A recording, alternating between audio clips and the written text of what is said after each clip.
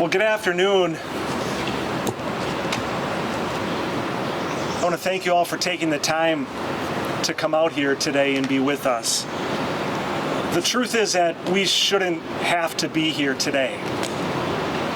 What happened 25 years ago, it never should have happened. What Governor Evers and his parole commissioner tried to do several weeks ago, that shouldn't have happened. But yet we are here today because we as a Senate have an opportunity to do what Governor Evers won't do. We have an opportunity to fire Parole Commissioner John Tate.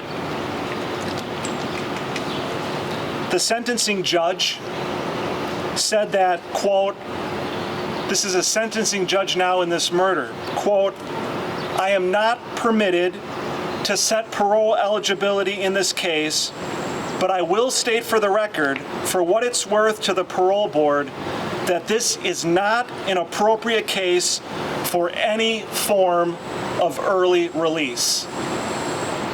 Yet Governor Evers and his parole commissioner John Tate sought to do just that. And if it wasn't for the brave family that is standing behind me right now, that would have happened. So that's why we're here today. We circulated a petition last week, Senator Roth and myself, and 6 other senators, to try and compel the Senate to come in under extraordinary session and fire John Tate. And at this time, I would like to invite the family members to come and share some of their experiences in this saga with you. And we will start with Karen. Good afternoon. My name is Karen. I'm Johanna's sister. And I just wanted to start off by saying the morning of June 3rd, 1997, I woke up getting ready for work, going to work. It was a normal day for me.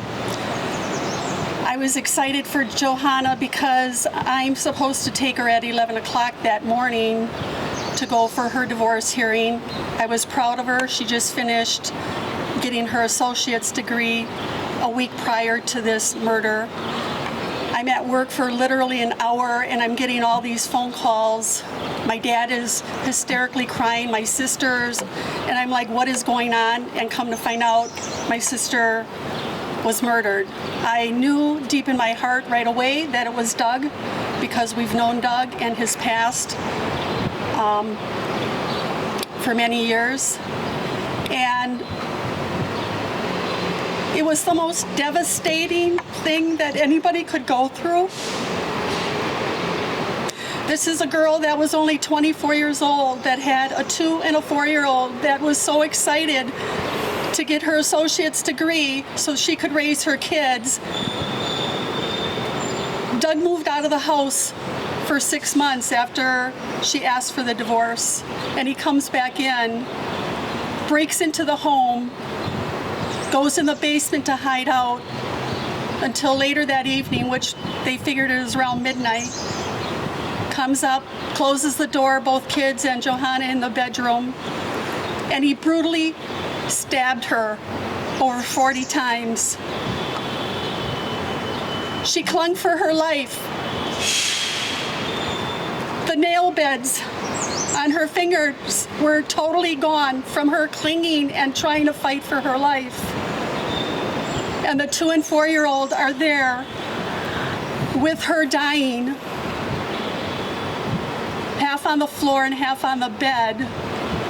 Those two and 4-year-olds clinging because you can imagine how scared they were. He leaves the 2 kids there with their dead mom till 8 in the morning when the kids decide to venture out and neighbors see them and they tell them, my mom's not moving and she's filled with blood. They were filled with blood. It's horrifying.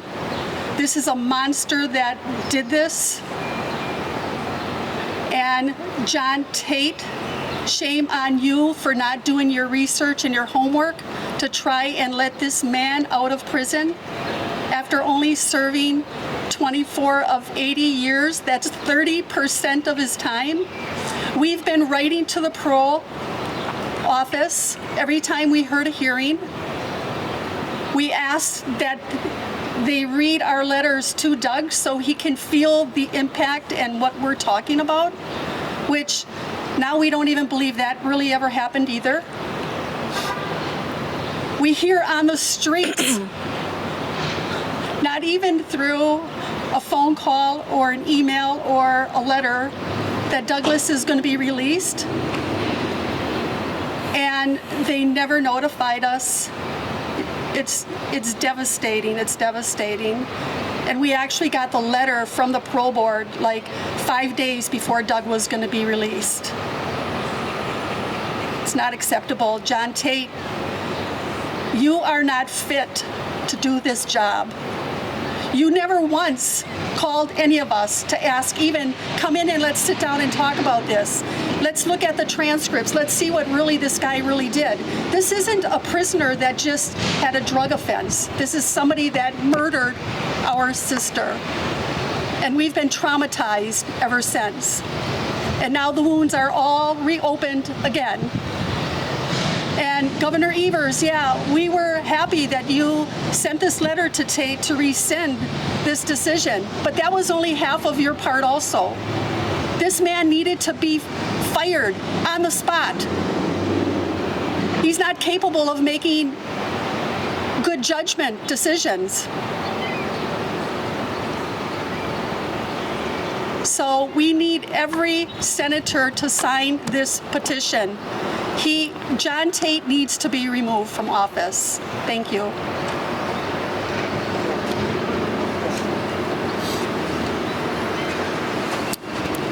Good afternoon. My name is retired Command Sergeant Major Michael Bender.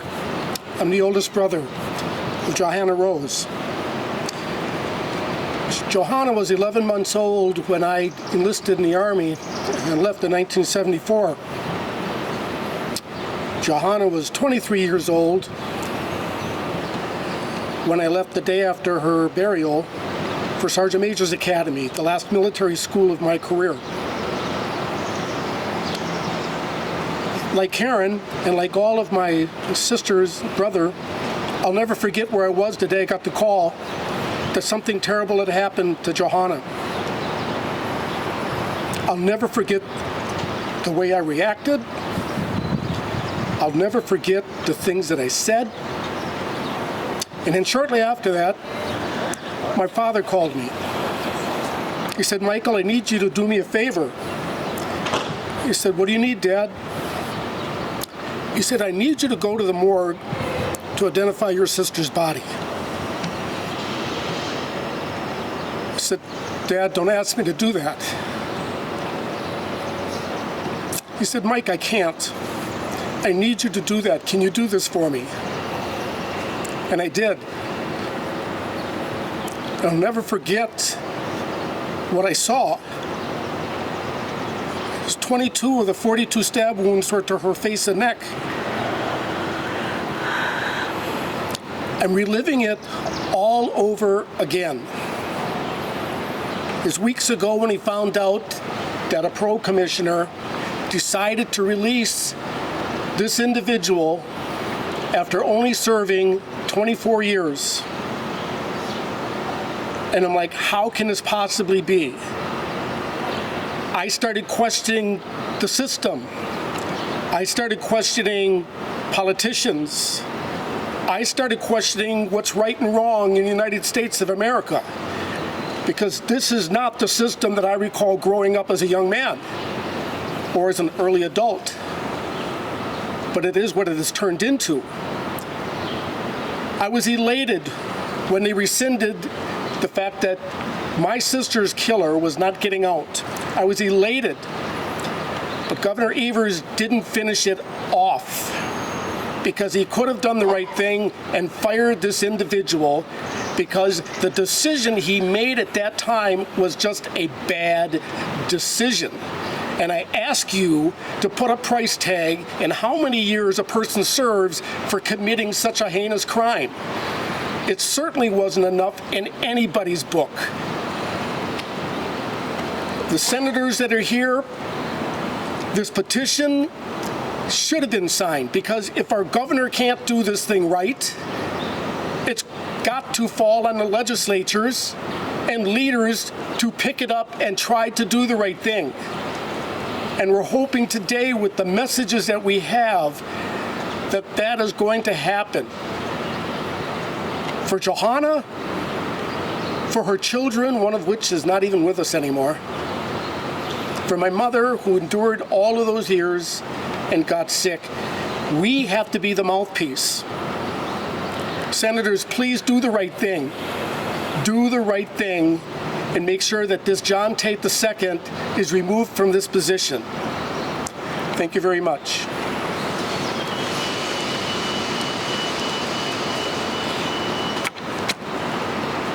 Try not to cry already.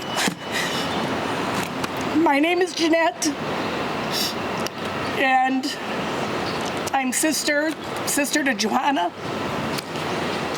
I also, like my sister and brother, remember the day very well that she was taken away from us.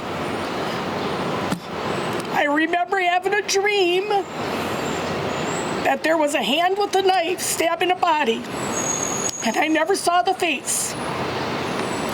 And while I was dreaming that, my nephew came and woke me up. And I started awake, and he said, "You got a phone call," and it was my sister on the phone, crying, and she said, "Jojo's dead." And all I kept thinking was, I saw it in my dream. I saw it. I remember going to her funeral and expecting her to be wearing this beautiful peach outfit that she wore for graduation 2 weeks prior to that. And she had long sleeves on with white gloves, laying in her casket, because she had so many cuts on her that you couldn't look at her bare skin. So that was 97. Fast forward to 2022. In the meantime, we have written impact statements to the parole board. We made sure we did that because we knew that we did not want this man walking our streets. It could be your mother, your sister. We didn't want him out there. And so we knew that we had to write the letters for my sister, for my mother who died, for my other sister, for his son, Christopher, who's no longer with us, who died 2 years ago. And then my boyfriend gets a phone call. I take that back. He made a phone call to a cousin regarding an incident that he needed to speak with them on. And I heard him talking on the phone, and all I hear is, "Really? May 18th? Really?" And he got off the phone, and as he walked into the kitchen, he said, "I was just told Doug's getting out of prison on May 18th. I looked at him, I said, "There ain't no way. Absolutely no way." And he said, that's what he said. I said, "They're nuts." Well, it was too late in the day before I could call the parole commission, so I had to wait till the next day. In the meantime, I called my sister Karen, I called my niece Nicole, and they too said, "No way." And the next day, I called that parole commission, and I was told, yes, he is being released May 18th. Why? Because he had good behavior while he was incarcerated. And they felt the time made the crime less painful. What? So, my family went and fought. I went to see Evers, and he did do the right thing by talking to Tate, which we have called numerous times, by the way, with no avail. He has not attempted to make contact with any of us. And so it was reversed. His parole was reversed. That's a good thing. But John Tate is still sitting as head of parole commission, and he he's willing to release people after 30 years out of an 80-year sentence. There is something really wrong with this. And our senators don't want to sign a petition? Why? This man does not need to be in office. He needs to be gone. Other victims, our sister's not the only one. All the other victims, they don't have to worry about it. They want to empty the prison of 50% of the people that are incarcerated. Please, please, do the right thing. Sign this petition and get him out of office. Get John Tate II out of office. Thank you.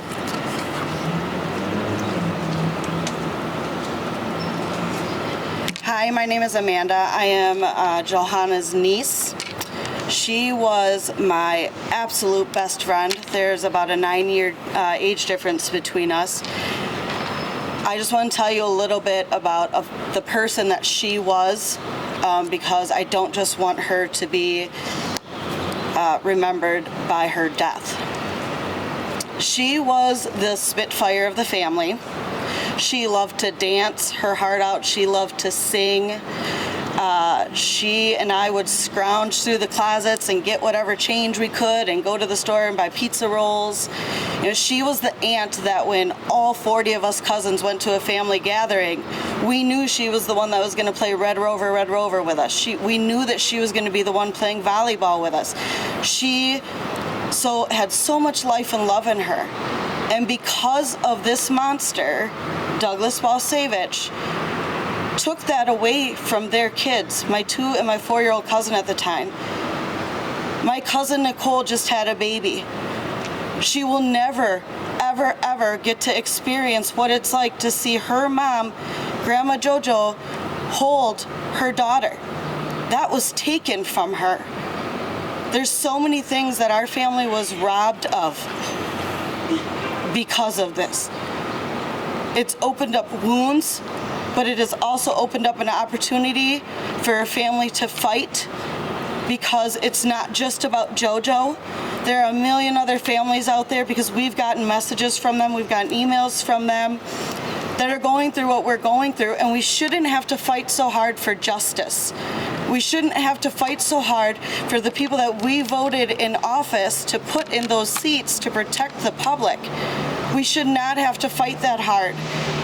We asked for John Tate to be removed because he is on the record stating, and very loud about it, that he wants to defund the police. In the next sentence, he wants to release 50% of the prison system. How is that safe for our communities? It's not. They do not have to register within your community to say where they will be living. So imagine a neighborhood, a house that you have lived in for 20, 30 years, to find out that there is a first-degree or second-degree intentional murderer living only a few houses down. I think that is our right to know. So we are calling on all the senators to do the right thing, to make it a little harder and change the credentials in which these people have to hold up in order for them to be paroled. Do what's right. We kept politics out of this for a reason. We were asked by many different groups if they could pull their bus up and fight with us. We didn't want that. This is personal. We've kept it personal. However, senators going on the record stating that they are not aware of the facts, so they cannot make a decision, is no longer going to be an excuse after today. Every one of you senators will have the facts, hand-delivered and now spoken to you. So please do what's right. It's not about the politics, and just side with the family and the community and public safety, because that's the issue. Thank you.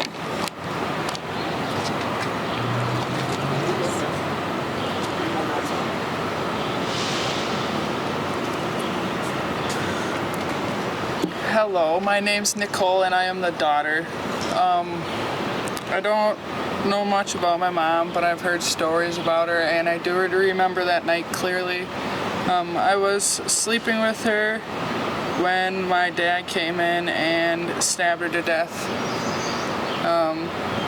My brother felt like he could have did more as he got older, and there wasn't really anything that he could do, and he fell into bad depression, and we actually lost him 3 years ago to a bad car accident. I don't understand why the senators won't sign this, as it's not political. It's to help stop all these first, second, and third degree murders from being released from prison when they could be releasing other people like on drug charges or anything else. So I think what John Tate did is very unfair and should not have happened and should not be happening for other families, and he should be removed. And there's no reason why people shouldn't want to sign it. That's all.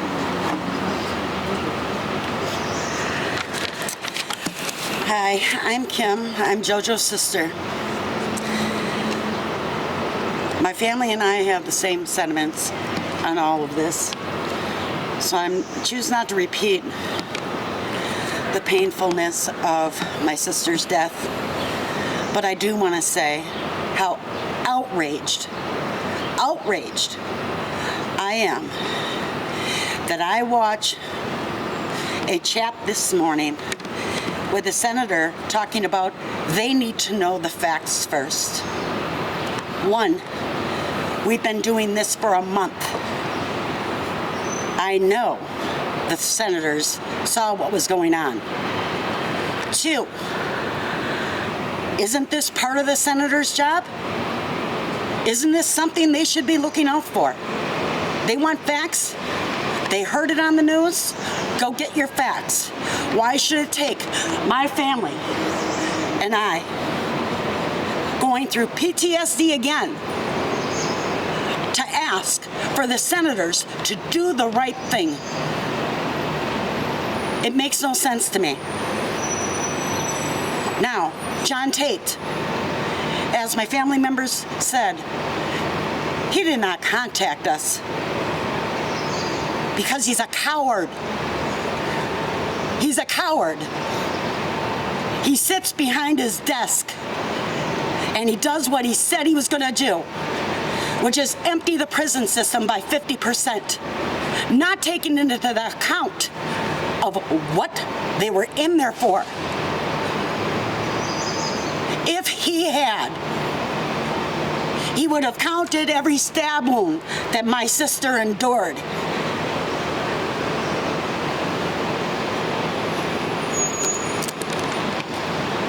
He would have seen that Judge Sykes recommended that he was not a person for early release.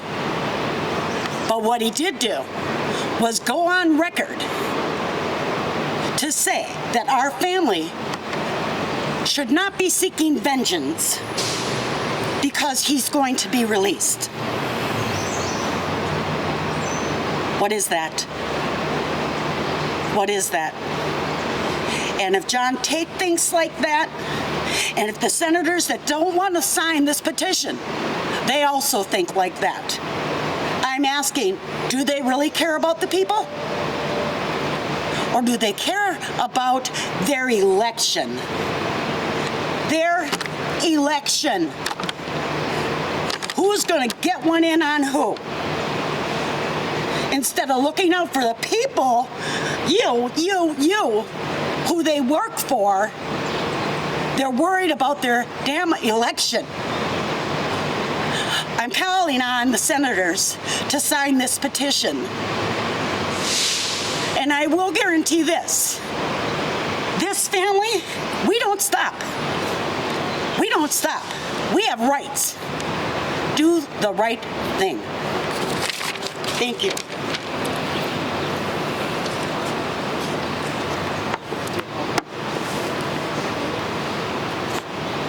I want to thank the family. This is not an easy thing for them, as you can tell.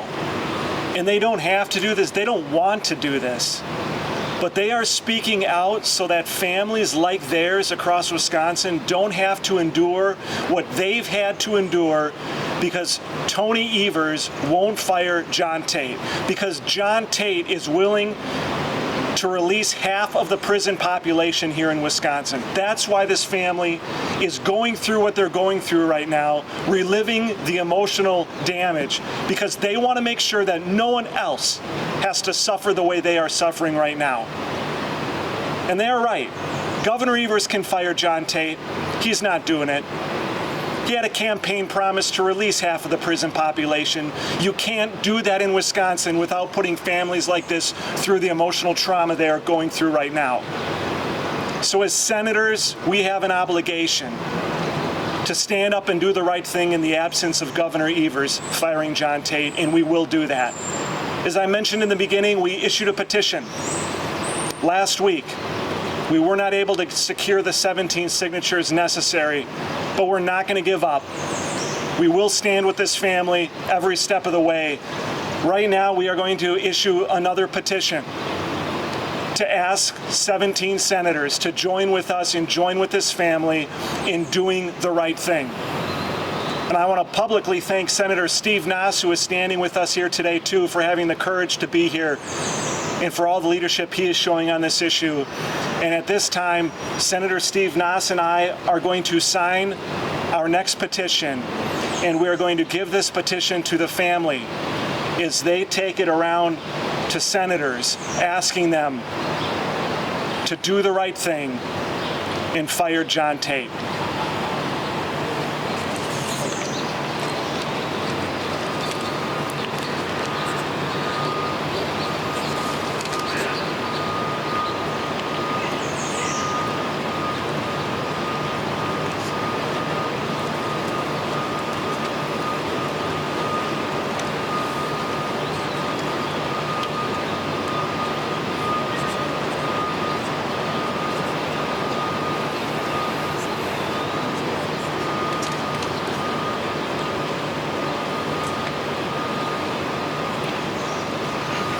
Thank you, Steve, and thank you to the family. We are going to make ourselves available now after this to answer questions. Thank you all for coming. Thank you. You've been fighting for this for a while now, and do you think, what are you going to do in these next few days? Are you going to go door to door to senators saying, hey, we're the family of Johanna and you should sign this, or what are your next steps? I think exactly that. I think we need to go to these senators. I think they need to have a face, whether it's family members, to the story, because it's easy to sit there and blow it off and dismiss it. But yes, we're going to make every attempt to try to get these senators to sign this petition to do the right thing. Are you going to be going right now and going from office to office? And what is the plan? Oh, we can do that, definitely, as long as we're here. In fact, I was looking for Senator Kapinga's name on the door. I didn't see his anywhere here because I brought the transcripts along with me. And if you say, Senator Kapinga, that you got to see the facts first, I have the facts. I have a 70-page transcript in detail. So yeah, that's what we were looking when we came up to see Senator Roth is, oh, there's all these senator doors here.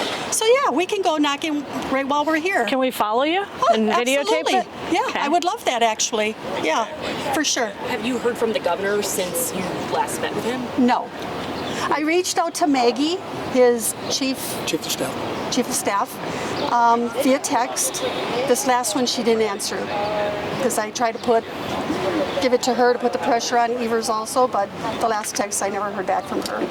How did you find out about Douglas's parole being revoked? You haven't heard from Douglas himself, or? No, we haven't heard from him that it was rescinded, you're saying? Yeah. We heard it actually through Scott Bauer of Associated Press.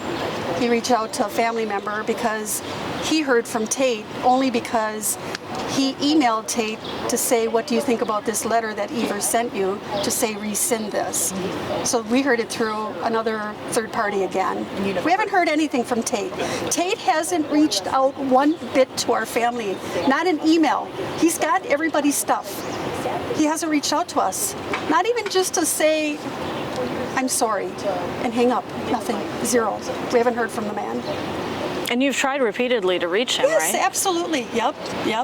So, but I found it interesting. A half hour after he gets his letter from Evers that he sends a response to Associated Press, but not one of us. It's disgusting. It's really disgusting. To be honest with you, I wasn't expecting him to reach out to the family to apologize. I look at it for what it was a bad decision, and to say that I'm sorry would be an admission that he made a mistake, because I don't believe that he still believes he made a mistake. And again, unfortunately, there's other families that are going to be going through the same exact thing, and they're not even knowing about it. This family, luckily, again, they messed with the wrong one. There was a huge love between sisters and brother, and we weren't letting it go, and we're not going to let it go. And if I have to spend the last days of my life running this thing through and retelling the story, that's what I'm going to end up doing. And to be clear, you want Tate fired. You're doing this also for other families because you don't trust his decision making. Absolutely, because what's scary is we don't know what he's done up to this point with our situation. People just aren't out there talking, and they might not have. We have a big family and we have loud mouths and we fight for what we believe for our family. There's other families that don't have this. So who knows who he let out and how they've been dealing with all of this trauma and stuff themselves. But also in the future, because we don't trust anything he does. Zero. So yeah, he needs to be removed for sure. What were your feelings when you heard that so few senators were willing to step up to the plate and sign the petition to force the vote? For me, it was major disappointment. Major disappointment. Because as I said earlier, I know politics have changed from my day, for being a young man and where we are today. Not completely surprised, but very disappointed. Because again, to hear the story, what does it take? You can't help but hear these things and not have it impact you. How can you just continue to go through your job and not realize this was a bad mistake on the part of John Tate II? So they have to do the right thing. I'm imploring them to do the right thing. And Evers as well. What were your feelings? He met with your family, he expressed condolences, etc., but then he didn't fire him. Disappointment there too, because I really believed in my heart of hearts that was going to be the next step of this. When you have to send out a letter the way that he did, and that strong letter and very pointed letter about how you made the wrong decision, I thought for certain that it would be days and you'd be hearing that this guy was let go, and he wasn't. When we met with Governor Evers, our main goal that day was to have this rescinded. So that's what we mainly focused on.